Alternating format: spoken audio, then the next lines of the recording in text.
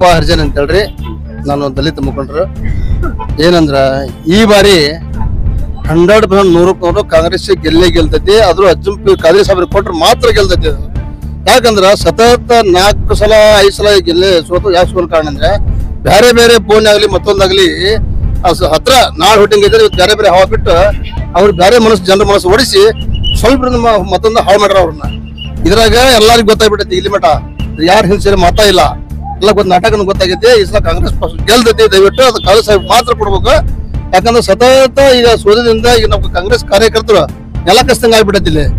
ಇನ್ನೊಂದ್ ಮಾತು ಈಗ ಬೊಮ್ಮಾಯಿ ಸಾಹೇಬ್ರ ಇಲ್ಲಿ 20 years ಲಿಂದ ಇದ್ ಮಾಡ್ತಾ ಇದಾರ. ಓಕೆ, ಶಾಸಕರ ಆಗಾರ ಮಾತ್ರ ಇಲ್ಲಿ ಏನ್ ಡೆವಲಪ್ಮೆಂಟ್ ಆಗೈತಿ ಹೇಳಕ್ ಹೇಳ್ರಿ. ಸೊ ಡೆವಲಪ್ಮೆಂಟ್ ಆಗಿತ್ತು ಇಲ್ವೋ? ಅಲ್ಲ, ಡೆವಲಪ್ಮೆಂಟ್ ಬಗ್ಗೆ ನಾವು ಮಾತಾಡ್ದಲ್ಲ.